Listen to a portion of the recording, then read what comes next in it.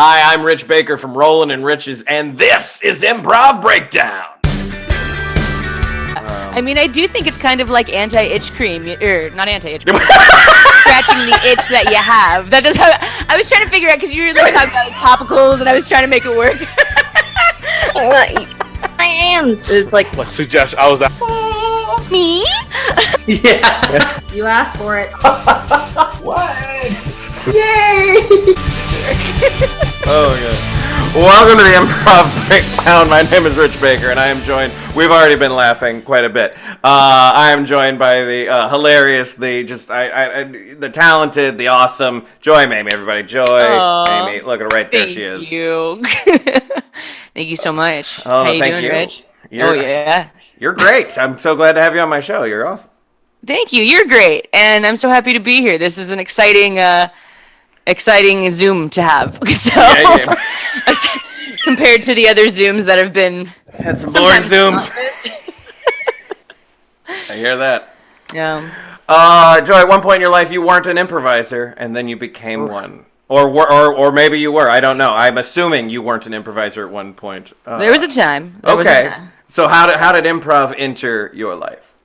Improv entered my life actually when my sister Jill did it. Comedy Sports has a high school league all up and down California, and that was like right at the time that Whose Line Is It Anyway was like beginning, and like improv was like this cool new thing that was pervading Los Angeles suddenly. And like all the people from Chicago were like, and like Canada were coming over this way. And yeah, my sister Jill got on the Comedy Sports team, and she went to the camp, and that was my first memory when she came back with all of these stories and stuff of what improv was about. And then I saw her in a show, and I went to Catholic school for a very long time. Ooh. And after 8th grade, you applied to Catholic high schools, and you hope to get into the one, even though they're all... You had to apply to a high school? Yeah, I had to apply to a lot of schools. Oh, wow. And, I mean, in retrospect, I mean, I don't know. I'm lucky for a lot of it, and then there's a lot where I'm like, wow, I was really taught really awful things, / I wasn't taught a lot of things that I should have been taught. There's a big, umbrella of things that I realize are both good and wrong about what happened. But anyway, she did her first show, and I came up as an audience volunteer. And so this was back in like 2002 or 3. Okay.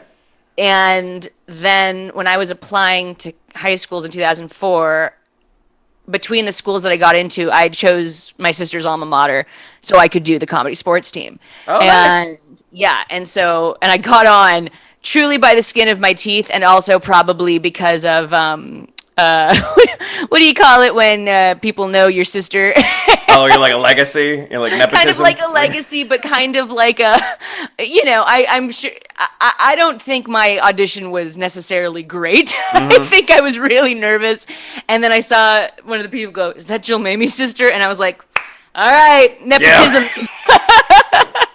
In Hollywood, it's not what you know, it's who you know. It's true. But I still loved it. I still loved every moment of it. And my first show was like insanely fun, and like I was funny. And that was like the day that, like, I had dabbled in character stuff before, but that was improv, and that was like a feat. And ever since, I've been obsessed. I'm still with Comedy Sports. Yeah. And all over the place, I roam to improvise with people. Like buffaloes. Like the buffalo. Well, improvise. Okay. Yeah. But yeah, I would say like 2005, 2006 was when I started dipping my toes in improv, because also like other schools were doing stuff with it too. Yeah. So it was all coming to a point. Did you know that you wanted to do comedy before that, or was improv also your comedy starting point? Comedy specifically started in 8th grade. I knew that I liked to sing. I knew that I was a good singer. I knew that I knew that I liked to watch comedy, because my whole family is very like comedy influenced. Okay. And my dad was very much into teaching us like, the Johnny Carsons and the comedians of those days, and like, so that I was always in that. But 8th grade I did I did what was it called? A musical. A musical called The Music Man. What's the thing that plays when they sing? Where you sing Singing I copies? do a lot of them, but like with sounds in a way. Anyway, I got cast as a pickle little lady, and as a bit, I just did this voice. Thank you so much. Well done. I think I had like a few lines. No, but what happened was I was just doing a bit because I had this line which was, "Oh, Professor, we're all agog, simply agog." But and I changed. I know. I'll never forget it. You were just sitting on that like, I got the perfect delivery, hang on, and bam! And that's the thing is I did that. That was actually my like normal quote unquote joy voice. What I did instead was, "Oh, Professor, we're all agog, simply agog," and I just went harder with it than I showed you previously. And they like my director liked it, and that was like it felt like things were clicking into place at that moment. And yeah, and people, I was the comedic relief during it, and not to barrage about my 13-year-old's debut into comedy, but that was I think the start. Characters have been a big part of what I like to do. So Yeah. You're so good at them too. Thank you. I've always the word comedy relief. Even as a kid, I was like, I guess it makes sense. You need relief, but it sounds like we're like an analgesic or something. Like I could go take Advil or watch a comedian. Yeah, I mean, I do think it's kind of like anti-itch cream, or not anti-itch cream, scratching the itch that you have. That is how I was trying to figure out because you were like talking about topicals, and I was trying to make it work. Joy Mamey, the anti-itch cream of comedy. But like, you know, when you're like watching, like if you're a person who doesn't like musicals, which is wild, or if you're a person who like, because musicals are the way life should be, so it blows my mind that people don't like them, but it's fine. Or if it's like a bad show, like let's be real, like if it's a bad show, you have that like itch of like, oh God, please bring the, let something just happen so I can not be bored for 2 hours. Yeah. Like it is relief. It's itch relief. I'm not wrong. You're not wrong. I think this works perfectly. We're hanging on to this. We are the itch relief of art forms. Of art. Absolutely. Oh my God. That would be a good like SNL commercial. Improv itch relief. Oh God. Now, maybe not. Or beta test it. If I could be wrong on this, but haven't you taken like classes at pretty much all the comedy schools? I have. I'm born and raised in LA, and all the comedy schools around here, I did. Obviously, Comedy Sports. I said that. Second City, IO, Rest in Peace, UCB, Groundlings. And Impro. I'm with Impro still. I do a lot of shows with them, and I'm on their diversity, equity, and inclusion committee. Wow. And I love Impro, and we're trying to, expand the world of narrative improv over there. And I think it's so cool and such a different way to go about improv, which is really fun. Yeah. There's just so many ways to do it, and I used to be one of those people. I'm like, I'm this kind of improviser, and I feel like that's such a waste of time. You can be all the kinds of improvisers you want to be, because improv is where you get to do anything. So I think it's very important to learn from more than one person. I didn't have that perspective always. No. I thought I was like, this is the only way to do improv. Sure. And you have to be really serious about it, and you have to hate yourself. You have to go through the pain and the awfulness of the strife of being an improviser and being in a world where you make up crap. Yep.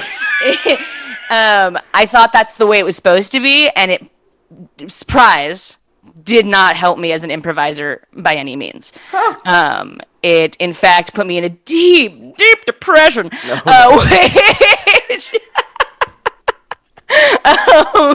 which just totally, turns a lot of people away. And I didn't want to do that. I didn't want to get bitter with improv. I do comedy.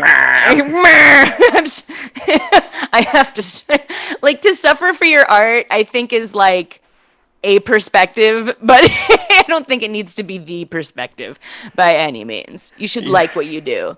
Yeah, it seems counterintuitive to every instinct that we have, but I think you should.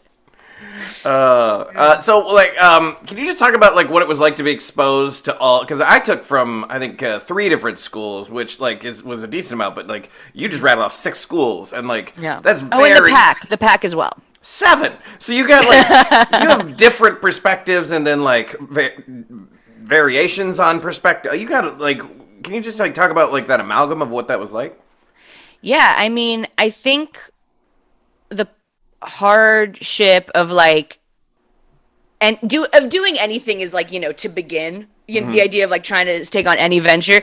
And with comedy, I was so committed to one place, and I thought that I needed to be like everybody else, which from my perspective at the time was you go through these series of channels to level up, which is like still true among a lot of schools of the idea of levels and shit. Sure, but like in my perspective, it was more of like earning my stripes, which it was in a way, but I think there could have been different ways to go about it. I don't think any teacher should. In the world of improv, my teaching strategy is to be very freaking positive and show people what they're doing right. I think if you don't do that, which I have dealt with as a student, where people tell you all the things that you're doing wrong, then you're never going to trust any instinct that you have, because it's like, it's the Pavlovian response. It's I make a choice and it's not funny. And people aren't laughing, and people ask me, why did I make that choice? When you make any other choice from that on out, that's the instinct you're going to have.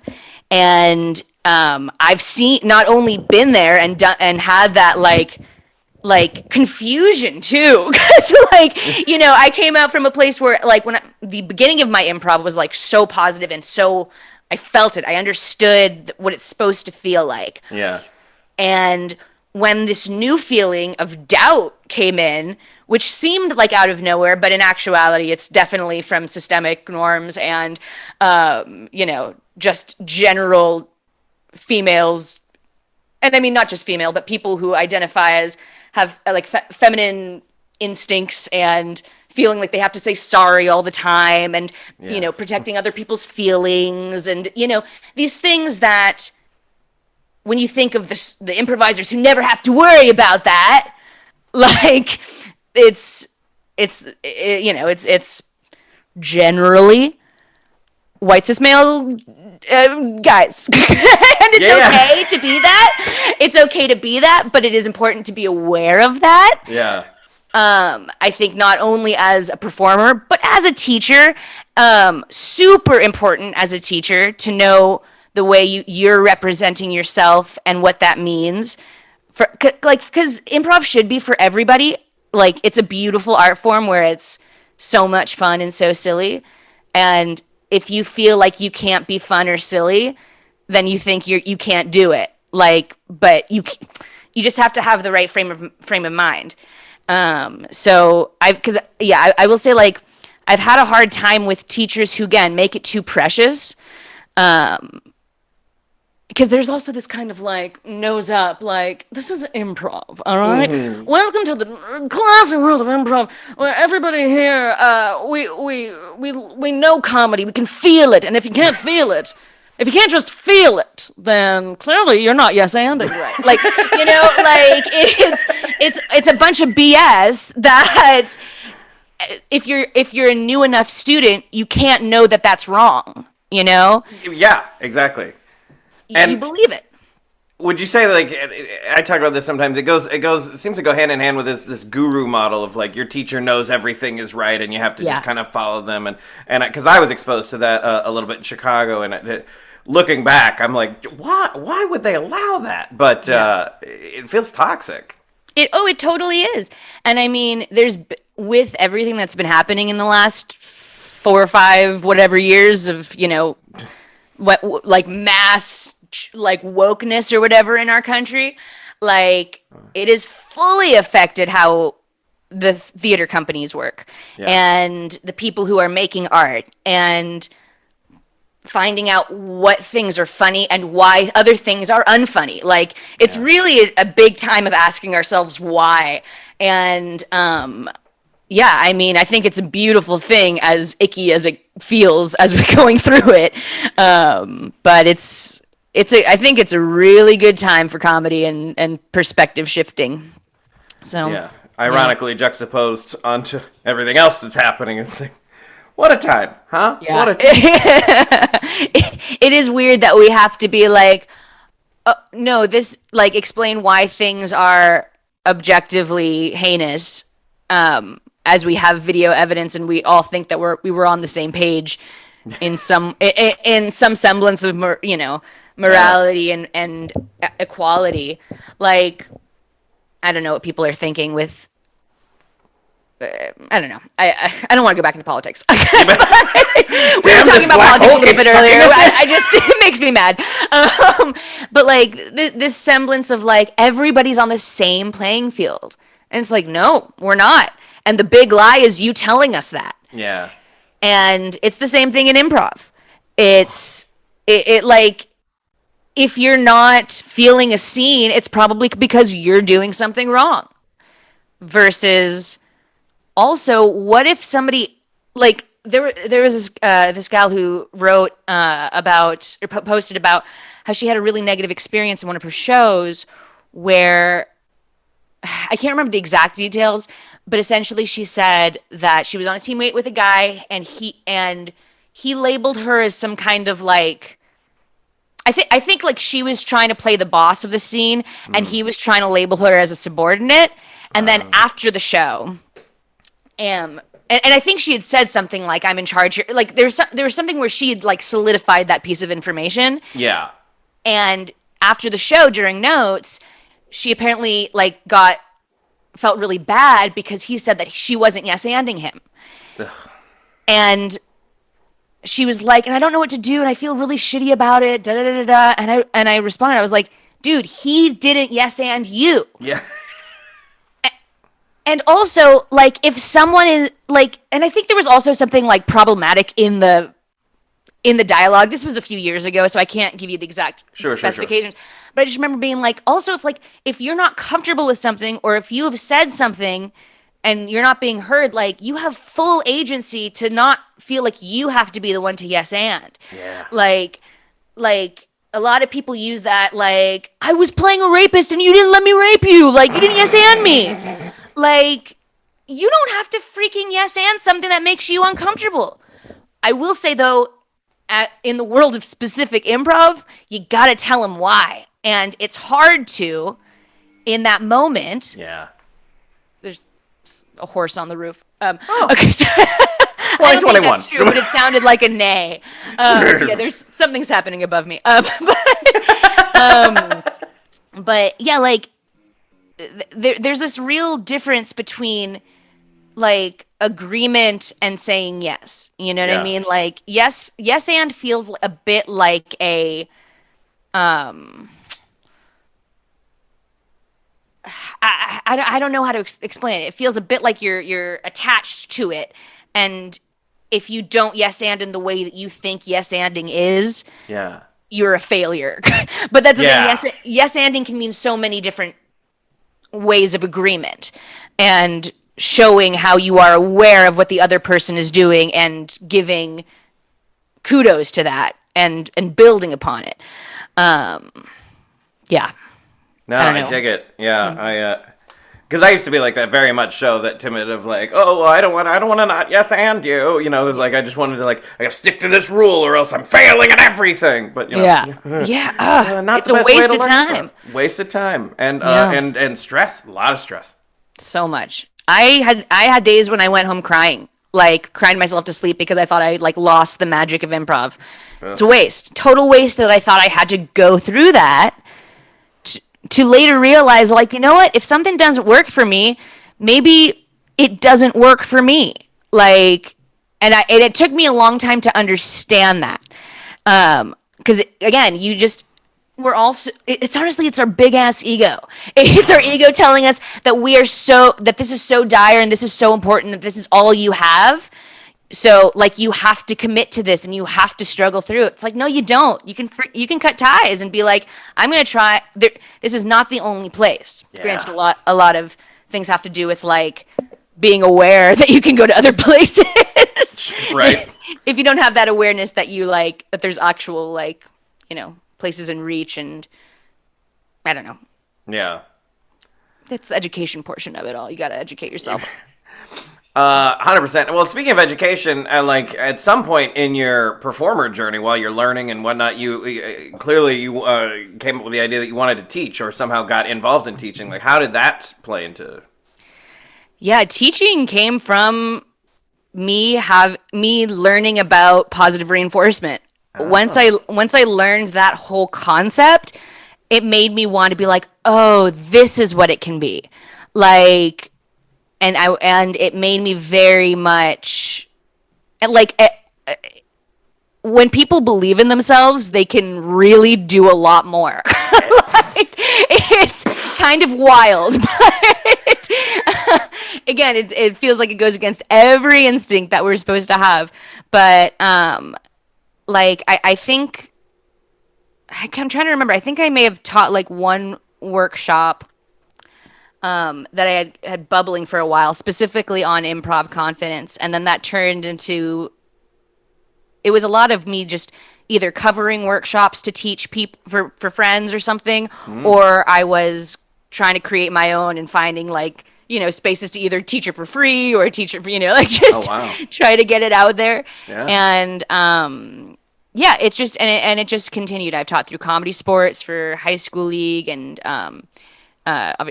adults as well, and not just kids, but I will say, like, it is wild to think that I started in high school and I've taught high schoolers, and it's like I'm that catalyst for some people now. Yeah. Like, which might sound conceited, but like no, like It's I know true, what though. it is. I was I like that makes me just though really want to make sure that they have a good positive experience from the get-go. Yeah. Because even though I did have a positive experience, I was still a teenager and going through the biggest areas of self-doubt you'll ever have.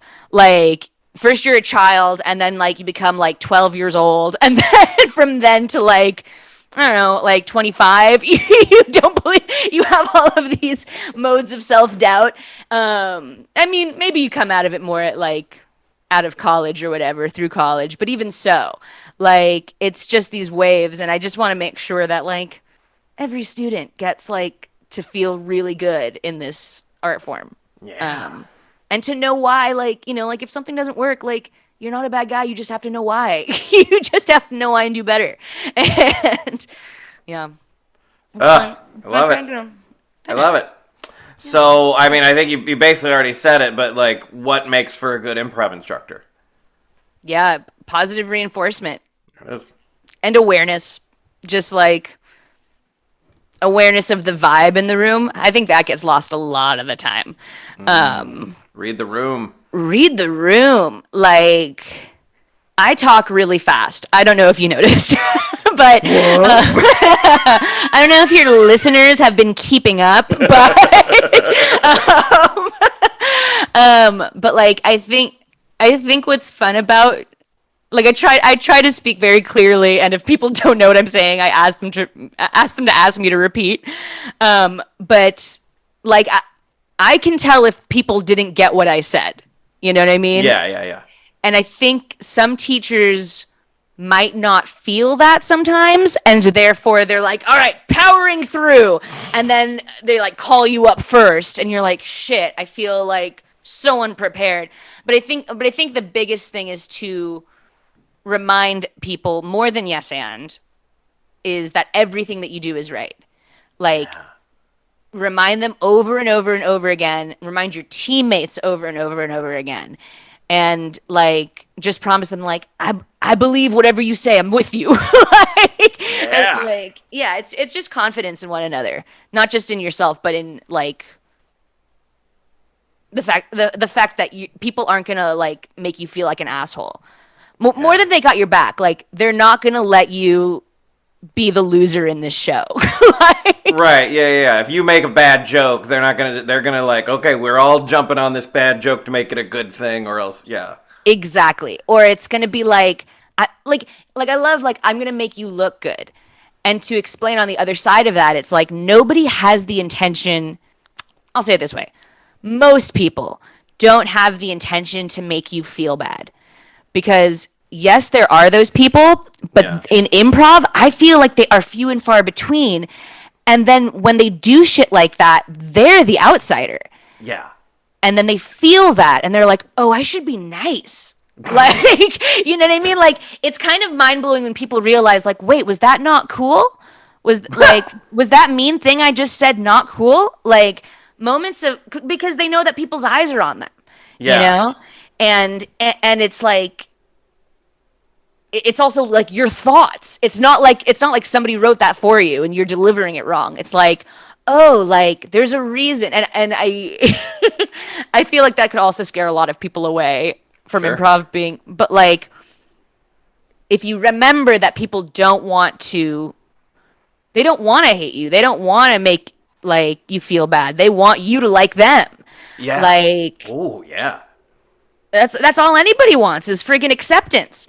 And so that's more of what it is. It's like it's the confidence that I'm going to be accepted or that I'm going to accept someone else. Yeah, that needs to be instilled, I feel.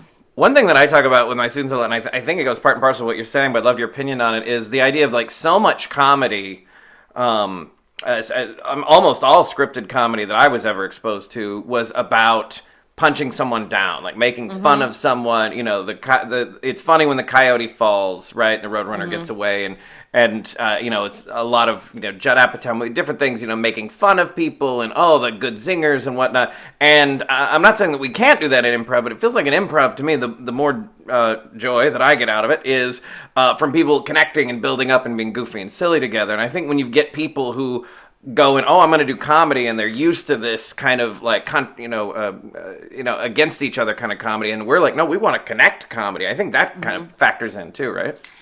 I think that's the best comedy that there is comedy where, like, isn't it so freaking exciting when one of your favorite comedians and another one of your favorite comedians are going to do like a movie, or they're going to host together, or they're going to do something freaking cool, and you don't want to miss it. It's because it's more perspectives creating something bigger and better. I think you're absolutely right that there's so many people who like have this kind of cut down, like, like comment on your choice making improv. Like I use this example with my students a lot, which is like sometimes you'll see a scene where there's going to be a person and then somebody's going to walk in on stage and be like, hello, I'm a unicorn. And then the other person is going to be like, you're a talking unicorn. What? You can't talk. You're a unicorn. Unicorns cannot talk. And it's like, it's so aggressive. And like, sometimes people will like laugh, but then it's like, where do you go from there? And I'm fully of the mind to freaking let the unicorn talk. Like, let the unicorn say whatever it wants to say. Like, because all it is a judgment on their choice. Judging people's choices, again, is such a waste of time, because instead of judging it, you can be using it. And it's so much fun to use it. Like, I mean, like, it's one of those things where I notice that a lot with, like, you know, people who have the hard and fast rules on improv, like the idea that this might out some of my, you know, previous schools, but I do have an issue with the idea that the rule of 3 is the only way to do comedy. Yeah. Like, Sure, it's a good tool. It Sure. works in a lot of ways. But if you're only focusing on that, you're also missing out on all the other ways you can make people laugh. Yeah. And not even just make people laugh, but make people notice, you know? Like, there's so much we can create, and if we just like pay attention to it and look around and listen, we are gonna be rock stars. Like everyone's gonna be so much more impressed with you, versus you being like quippy, like, oh, you're right, unicorn shouldn't talk. Like, Swipe. yeah. Where's my improv genie?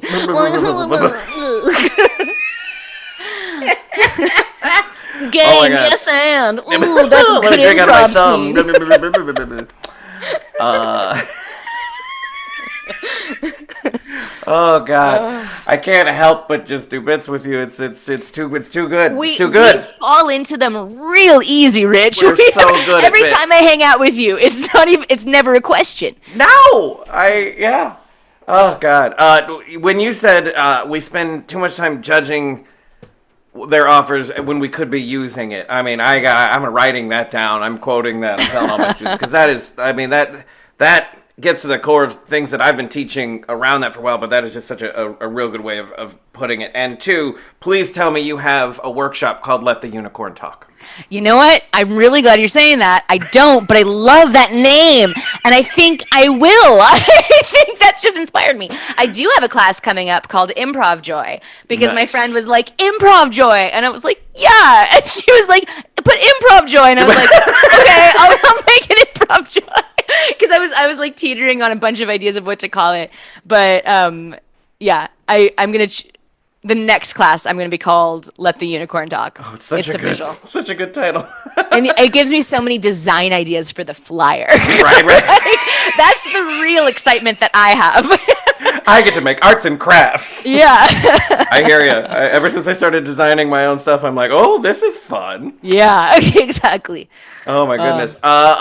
So obviously you talk about all the different schools, but like at a more particular dichotomy of improv is short form versus long form, right? You do both. You started with short form. A lot of people tend to start with short form, but when I started, there was this ridiculous mentality of long form improvisers making fun of short form improvisers for being too gamey, and short form improvisers making fun of long form improvisers for being too hipster and too into themselves. Was that alive in LA too? Did you experience that?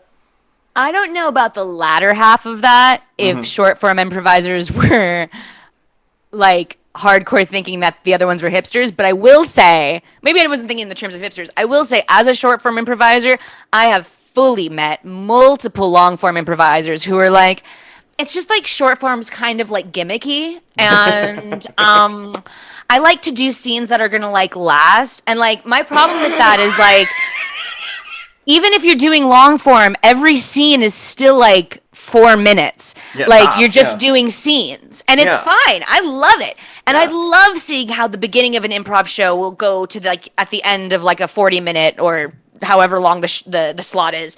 Like I think that stuff is incredible. But the idea that like one is superior to the other is absolutely ludicrous. Like I think that's just like, again, it's just a waste of time. It's a way to pit people against each other, and it allows for judgment, and it's just so boring. Like, because I have fully used tactics of short form in my long form shows, Sure. and vice versa. Yeah. Like it's all part of the same universe of fun and creation and belief.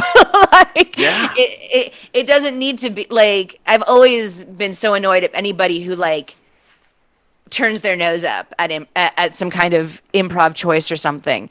Like, it's just like, you don't know, like you don't know. We're trying, we're making, like, the point is that it's like the only time you ever see really bad improv, which like a lot of people would argue is like a lot of the time, but that's just when people it's truth. I mean, like, it's when people don't trust each other, and it's even harder for an audience to, like, especially like if an audience member doesn't improvise and it's a person who has never seen improv before and they're seeing people not trust each other on stage. Yeah, I would agree with them that like improv is not my favorite. But like when you see improv where people are agreeing and you're like, oh my God, this is amazing. How did they notice that? How are they like, I forgot that they said that, and then they tied it perfectly, and like people's feel that like tingly energy of improv magic. And that is what we should be working towards versus like, again, this nose uppery. I can't think of another term. Nose uppery is my favorite new term. Nose better than let the unicorn talk. No. That's my favorite title of any of your workshops. But nose uppery is just like a good terminology. Thank you. Excellent. Sorry, my dog. Someone was walking down the hallway, and that's not okay. Never be apologizing about a dog and its existence, because I love dogs so much. What kind of dog do you have? She's the chocolate lab mix. Oh, Yeah, she's pretty sweet, but she does not like it when people walk down the hallway. That's not okay. I see. What is something that you have learned from performing that you weren't taught in class? That's a good question. What is something that I've learned from performing? This is hard. Like, the thing that I want to tell you something active versus something not to do, but the thing that's like not to do before a show is like put any sense of judgment, but also like chatting backstage, I think is not a good idea. Like, sorry, that's not true. That's not exactly what I mean. I just think like once the lights go down and you're about to come on stage, it's kind of like lock in time. I'm all about the, got your back stuff. Yeah. But I think there is kind of an energy shift when you're like, oh my God, okay, this we're gonna do it. Oh my God. Like, because I think it also puts people in a weird energy space. Yeah. Like they're either like too excited, which I have fully been guilty of, and then like my improv Shocked. is like wild as like me. I never have sugar in coffee. But like I think it gets people in like an excited state where they can't listen, or someone could say or do something right before you go on stage, and then that's what you're thinking about the whole time, and it like makes it impossible for you to listen because you're like just replaying that thing that someone said before, and like wondering what that's going to mean after the show and stuff. Like, I just think it should be like before you go on stage, it's kind of like, again, a check-in of like, yo, we're going to be funny and just be dumb. And like, let it be dumb. So let it be written, so let it be dumb. Let it be dumb. That's another good title. I like it. Oh my God. You're going to have like 8 new workshops by the end of the I hope, God. I hope that people sign up for them. I got 1 million workshops in the brain. It's the sign up. But I do have a 3-day improv workshop starting January 25th. I'm turning into Shakira.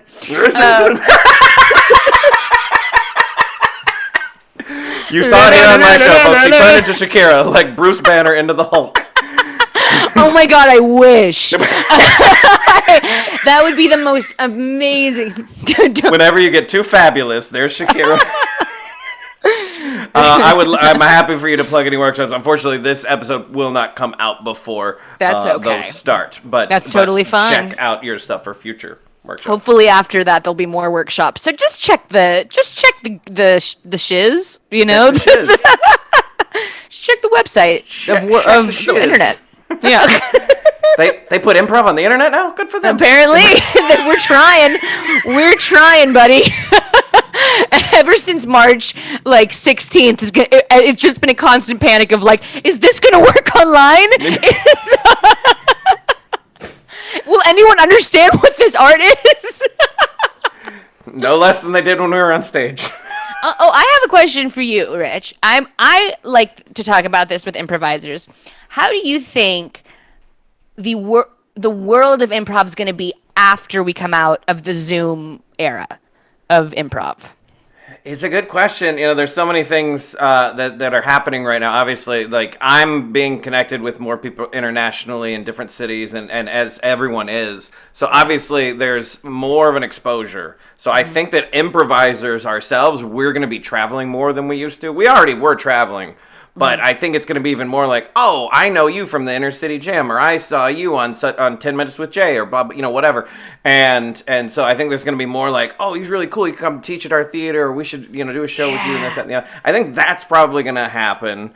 As far as audiences, fucking who knows? Like, Yeah. will people be ready to come out? They weren't ready to come out to see improv before the pandemic. Will they be afterwards? The struggle to get somebody to come out for free on a Friday night, like it was already such a struggle. We're biased because we're in LA, and it's like Yeah. it's a little more of a hassle, I think, in LA for parking and driving and whatnot. Yeah, Like that's if true. if you live in other cities, it might be like, oh, we have a free parking lot with 80 spots, and it's not Yeah. that big a deal. So I mean, I don't know, but it was always like, oh, we got 20 people, score. Yeah, totally. I don't know. What do you think's gonna happen? I don't know, man. I mean, I feel like with audiences, I think Twitch and live streaming will continue. I think that will Absolutely. still be a very real thing. Because why not? Why not? It's like, that's the thing. It's like a lot of people saw this as a huge hindrance, but quite frankly, it is a huge benefit. Yeah. Like I did a show for freaking 40 people on like a Tuesday one time, like, which is a lot of the time unheard of for most real life improv schools.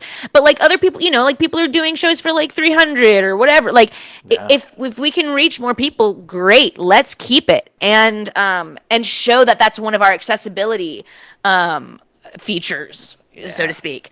I think with that, I'm on 2 different DE&I committees for Impro and for Comedy Sports, and everyone is so aware of what needs to be made accessible, like getting closed captioning, being able to, have that kind of stuff in mind when we open a theater. Like, what ways can we still be as accessible as we are now? In terms of performing, I think about this a lot, which is, again, this horse is there's a horse It's a in my unicorn. upstairs neighbor's apartment. I don't know what's going on. It's a unicorn. It's okay. I'm okay with it now. Let it talk. Let it talk. Let it trample down as I speak. Gee whiz, it's like an earthquake up there. Okay. Hopefully they're done. What was I just saying? Oh no. The unicorn More accessibility. accessibility and performing. So with performing, I think what I'm really excited about is that, again, in the world of awareness, I think people are going to be more forgiving. I think people are going to understand that everyone, especially like while we're improvising online, like everyone's looking at their little screen because we're all afraid of ourselves, and we want to make sure that we not only look good but are being received well. And with that, being aware of the whole room. I was in a Zoom meeting, and without giving away too many details as to what it was for, someone asked a question to somebody in the room, and I think that person was very comfortable with kind of like laughing off a question so they didn't have to answer it. Okay. As in kind of like, I don't know when things are going to be working. I mean, we have to think about a lot of things. There's a lot of things in motion. It's just, there's lots of stuff going on. Sure. And that is a way that a lot of people do deal with any kind of conflict, is to kind of shrug it off. You gave an answer. Everybody accepts the non-answer. Yeah. And it was amazing because in this room, everybody on screen wasn't reacting in that kind of shrug-offy way.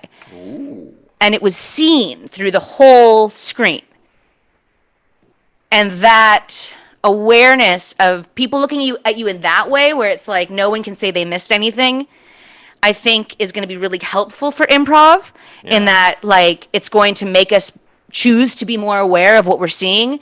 And it's going to be like, oh, I need to know what I'm saying here too. Like one of my friends was talking about, they want to put in like ballet style mirrors into classrooms now.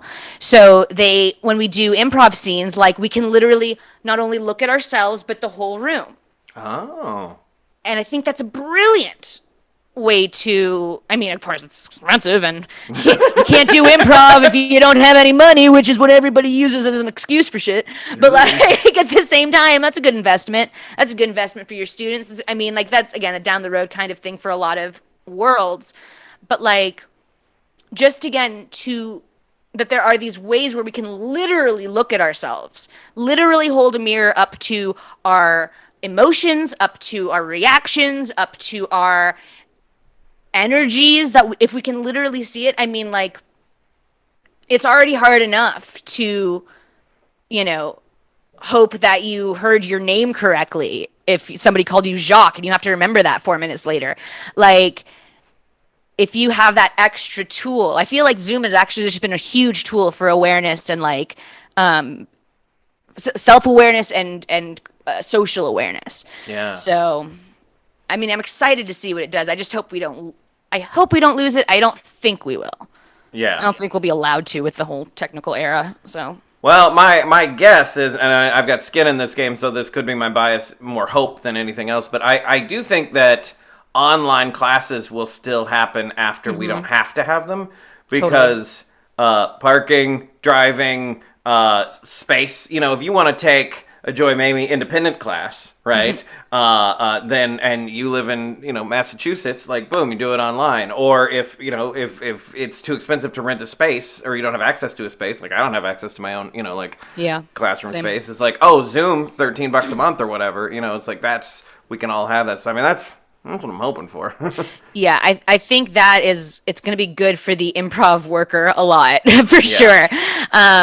Because it's, again, you can reach people if you're in Hawaii, in China, in, wherever we want to reach people who have the time. And I mean, the more we put ourselves out there, the more people see it. And again, we're very lucky to to have that ability of connection. Yeah. Than ever before. It's true. Oh my God. So in addition to improv, you do a lot of other things. You create content, right? You're an actor, you direct, you do all kinds of stuff. I